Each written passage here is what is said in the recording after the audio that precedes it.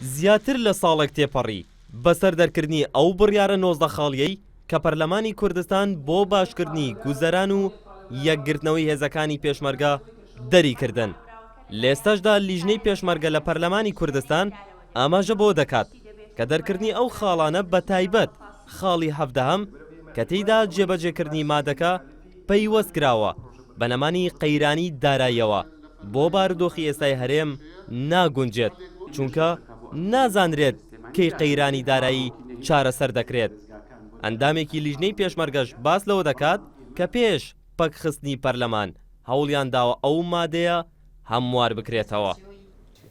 ئێمە بۆ مەسلەی بڕیاری ژمارە 19 کە لە خاڵی 17 ئاماژەی پێدرا بوو کە پەیوەست کراوە بە قەیرانی داراییەوە، کۆمەڵی پەرلەمانتار واژۆی هەمواری ئەو بڕیارەمان کرد کە ئەو خاڵە لا ببرێ پەیوەست نەکرێ بە قەیرانی دارایی، بەڵکو بووێت سەرجەم خاڵەکان ئەبێت جێبەجێ بکرێ.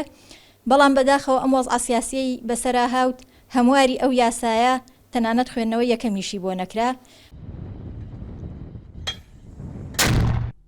بەوتەی فەرماندەیەکی پێشمەرگە بۆ ڕێخستنەوە و یەکگرتنەوەی هێزەکانی 7 و 8 پێویستیان بە هاوکاری هێزەکانی هاوپەیمانانە، چونکە بەهۆی تێچووی زۆرەوە لەم دۆخەی ئێستادا هەرێم ناتوانێت ئەو هێزانە ڕێک بخاتەوە. مەبەستمان ئەوە نییە کە یەک بێت، تەنها لێرە ئێستا ئەو لیوانی کە سەر بە هێزەکانی 7 بە تەکید ئەو چەک و پێداویستانی کە هیانە کافی نییە بۆ لیوایەکی نظامی سەربازی، لەبەر ئەوە پێویستی بە چەندین ئەچیزە و ئۆتۆمبیلی تر هەیە. ئەگەر بینی لە ڕووی نسبەوە سەریکەی نسبێکی زۆر کەمی هەیە لەو پێداویستانە، لەبەرەوە ناکرێت ئێمە لیوایەک ڕێ بخەین بە پێداویستیشی کەمەوە، لەبەر پێویستەکە ئەو پێداویستانە تەواو بێ ئەنجارێکیان بخەین.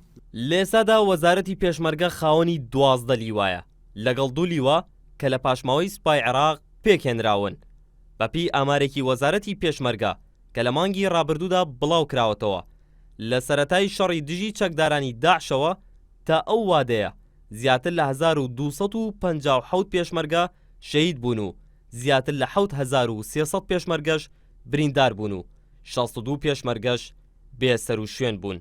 هەندێک بەرپرس هەن لە هەرێمی کوردستان نانەوێت چاکسازی بکرێت لەناو وەزارەتی پێشمەرگەدا تەنها لەبەر بەرژەوەندی خۆیان. ئەمەوتی پەرلەمانتارێکی کوردستانە لە کاتێکدا هێزەکانی پێشمەرگە سەرجەم سنوورەکانی هەرێمی کوردستان دەپارێزن بە خودی ئەو بەرپرسانەشەوە. بەرزان مەلامین NRT هەولێر.